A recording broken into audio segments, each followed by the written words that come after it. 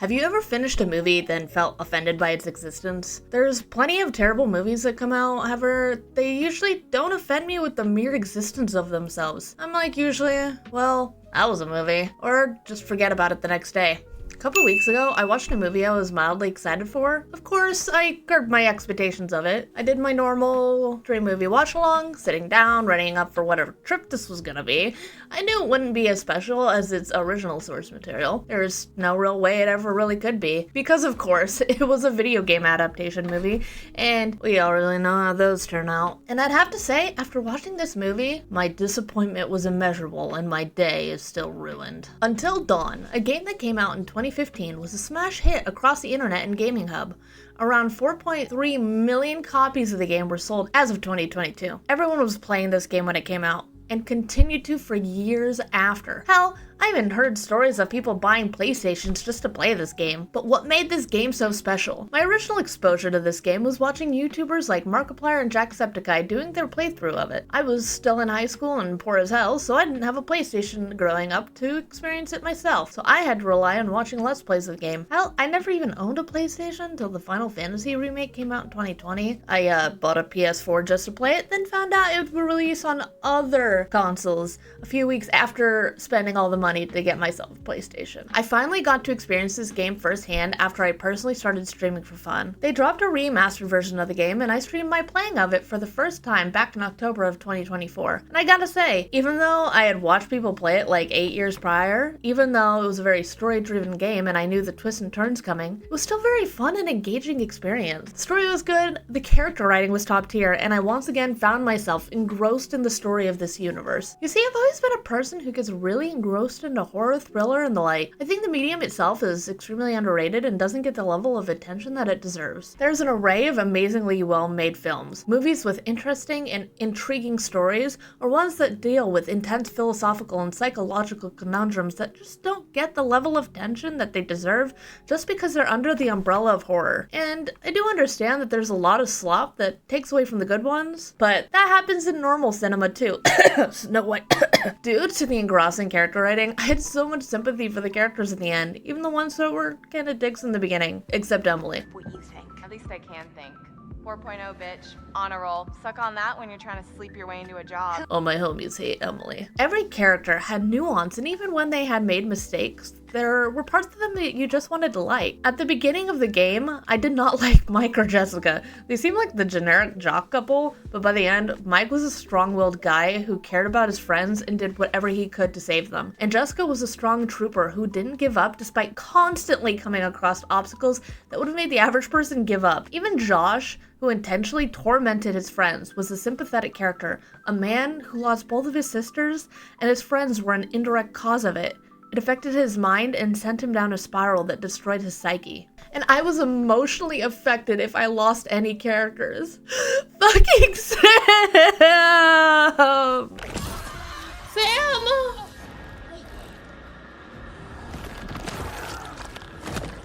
I fucking did it though! So due to my investment into this game, you could probably understand my surprise when I opened up Netflix one night and saw Until Dawn, a movie released this year. How long were they working on this? How had I not heard anything about the damn thing till now? I am both sickened, but curious. There was no way this movie could be good, but it couldn't be that bad, right? Oh woe, the twists of fate have let this butterfly's wings burn away in the ashes of this atrocity. Spoilers for the movie from here on out. Honestly, I would not recommend watching it unless you have friends or some drinks because this thing is a goddamn ride. The movie starts with a flashback to a woman running for her life from an unseen monster. Would this be the Wendigos from the game? I love the version of Wendigos from the game. It seemed like a very accurate representation of the Native American version of them. I was intrigued. What's going on? The woman then yells that she doesn't want to die again. Okay. Odd, but maybe she had a near-death experience or something. That's fine. The woman gets pulled back into the ground and we cut to the next scene. From here on, we get our main characters for the movie. A group of people who are on a trip to see the last place the main character's sister was. We can assume the sister is the woman that we saw in the very beginning. We get some hints like one of the guys is new to their group, one of the girls is psychic or something? Alright then. And our main girl has a lot of emotions regarding her sister going missing, as you would. Now, this is where my attention gets piqued. The main character goes into a gas station and talks to a worker there to see if he recognizes her sister at all. And it's the freaking doctor from the game? The actor Peter Stormare is in this movie. I originally thought that it was just a cameo, a nod to the original game. Boy, I fucking wish I was wrong. Apparently, a lot of people tend to go missing around here. The gas station guy knows what she means when she asks if he recognizes her sister's photo. The group then continues on their journey to encounter an insane storm. Rain pelts down so hard that it's almost impossible to see through. Luckily, though, they come to a weird cabin house welcoming area in the middle of the woods. There's strange supernatural things going on. The house is like in this perpetual eye of the storm, and there's a literal barrier that you can see where the rain just stops. The group then splits up to investigate. One is getting bad vibes, one's looking at the guest list, one finds a missing persons wall that is littered with people, and guess who's on this wall? The missing sister! So she has been there, and whatever is going on got her. But maybe she's still around? Ugh, this is a horror movie, so probably not. I was curious as to where this movie was going to go from here. Would they somehow get to the sanatorium that is littered with wendigos? Is the house connected to underground mines and they make their way into the house like that? Is this before or after the game storyline? Would we come across the Hannah Wendigo? I'm so curious.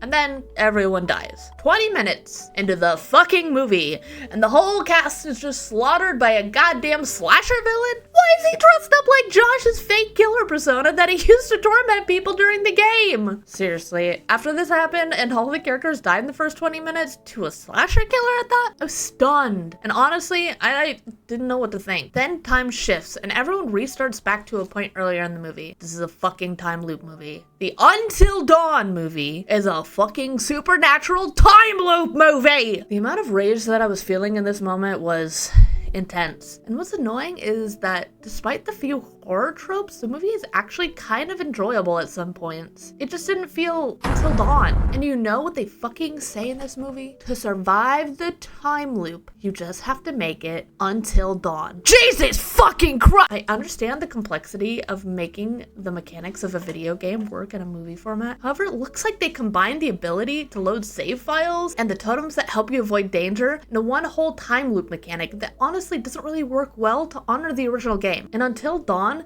there really is no load your save mechanic. You can't save scum. You need to be prolific in checking every single corner for totems that can help you survive, and hope that you make the correct dialogue and character choices while not failing quick time events in order to survive. And, well, you can still make what you think are the right decisions and fail, which is what happened to me in my playthrough with Matt. Uh-oh. Uh-oh. Come on. Jesus. Come on. Emily! Well, she's dead. Emily! I tried. Can't say I didn't. Just... Wait. No.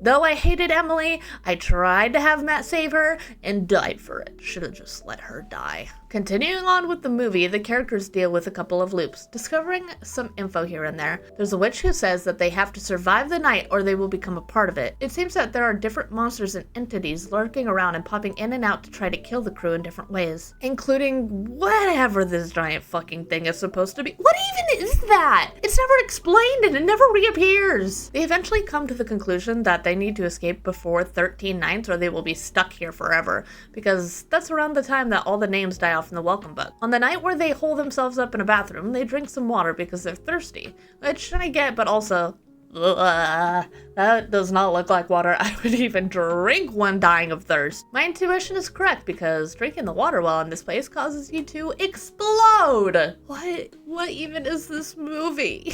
And while struggling after everyone else has died, Clover sees the true mastermind behind this. It's the gas station man.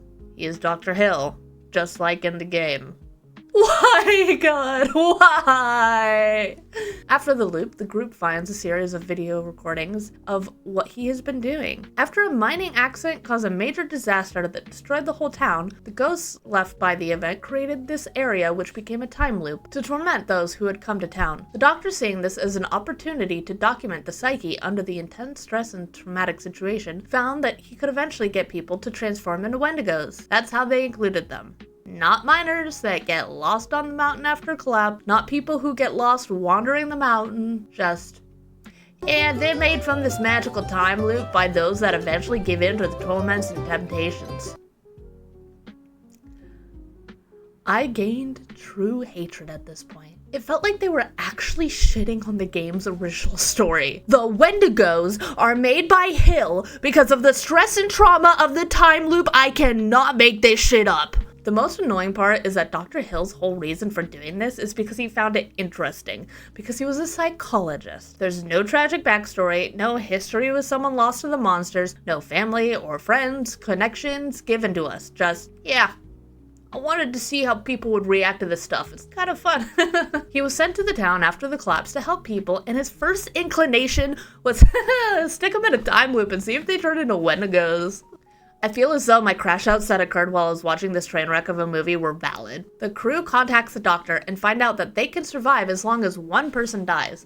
A convoluted rule that they of course will find some stupid workaround for. Then, because of this rule, there's a bit of an argument with the group, mainly from the new guy who's only really close to one of the girls. This doesn't end well, and they all wake up after dying again. The next time they wake up, they realize it's actually the 13th night, and somehow they've forgotten all of the events of the last couple of nights. Luckily though, somehow they have those events recorded on a cell phone, which they watch. And I will have to say that the clips from these videos are actually kind of entertaining, and if this movie wasn't advertised as Until Dawn and didn't so aggressively throw that fact in your face, I would say that this movie is actually kind of entertaining as a shitty horror movie, but instead it's just a slap in the face to the original IP. One of the group is missing, so they go off to find her, fighting monsters to survive. They try to stick together, but eventually they are forced to split up, and our main character eventually finds Dr. Hill's office, where she confronts him and tries to find out more about why he's doing this. You see a file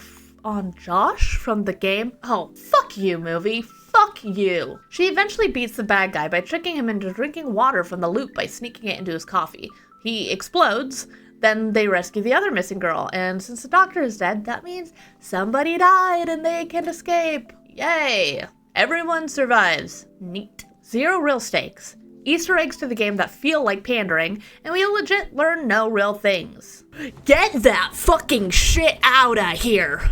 I cannot believe the audacity to tease the location from the game at the end of the movie. That actually seriously made me so angry. It was like pissing in the cereal that you just told me was gluten-free, sugar-free, and fun-free. And whose mind was it a good idea to have so many hints and Easter eggs in the movie about the game, but absolutely shit on the game's story in the process? Seriously, if it was an in-name only adaptation, that would have been less of a kick in the ass. But instead, it was like some Hollywood writer said, "Man, this story is mid and I can do it better." Then proceeded to make the 14-year-old AU fanfic writer's equivalent of a movie. So in the end of all this, would I recommend this movie? Hell no! Parts were indeed fun, but there were other instances where it felt like a total slog to get through. It was an actual struggle for me to make it through the movie at some points, and while I do admit that some things were fun, as an adaptation of Until Dawn that even includes a character from the game, it was straight ass. With all these Easter eggs in this game,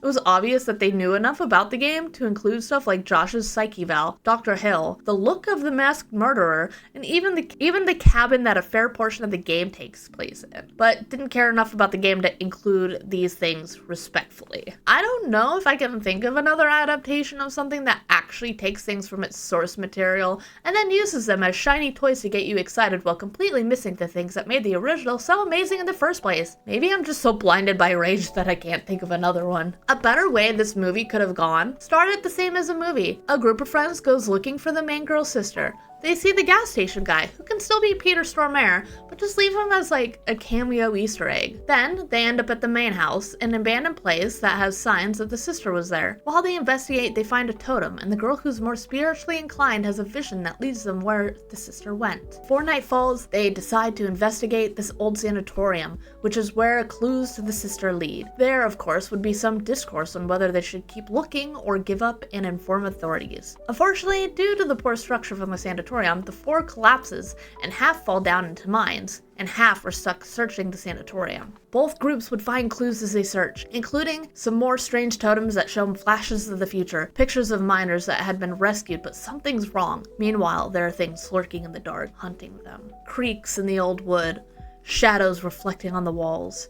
A quick encounter that doesn't show the monster right away but leaves the group shivering in fear. If the movie is a sequel to the game, then someone finds an old journal written by Jack Fiddler, the mountain man from the game, and they know what they're up against and find weapons to protect themselves. There would be a whole end struggle where they're fighting off the Wendigos to survive, and one of the Wendigos strangely has a butterfly tattoo, and another who doesn't seem quite like the others, newer maybe, showing sign of relation to the main girl that is there, and she realizes she was too late to save her sister. They eventually escape, but not without a bunch of scratches. If the movie is a prequel, then they would have a similar battle. However, the knowledge from the mountain men would never have been found, and it would have been by pure accident that they found that the monsters hate fire. During this fight, since they have less knowledge, it's a greater struggle. One of the men goes missing, one of the girls dies, and they leave without the guy because they think he's dead as well. There's the sadness of losing members, but the rest of them make it. Then, the end credits roll. You see the missing guy, whose name in this variant is Jack, who never believed the stories that his father told him until now, and time flashes and he learns more and more about the monsters and becomes Jack Fiddler, the mountain man. All in all, I think I wasted away 2 hours of my life that I'll never get back. At the very least, I hope this video was entertaining because, well, something entertaining has to come out of this movie. I really hope that Hollywood puts more effort into honoring video game movies. I know there's a lot of good ones out there, like, I mean, Sonic and Detective Pikachu, of course, are the first ones that come to mind. There's a lot of very adult-orientated games out there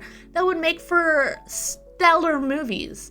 We just need people who actually give a damn about the medium and the game and its story in order to make these movies. I really hope we get some good ones in the future. If they ever make another Until Dawn movie, they actually make a good version of the movie that honors the game, but in its own special way. If you made it to the end of this video, thank you so much for watching. This is not something that I normally make, but I got so angry by the movie that I was like, you know what? Let's try this. And if the editing is bad, I'm my own editor, and I am so sorry. I am the struggle. Remember to like, comment, subscribe, and all that jazz. It really does help out the channel, and I hope all of you have a beautiful day or night, and I hope to see you next time. And until then, bye!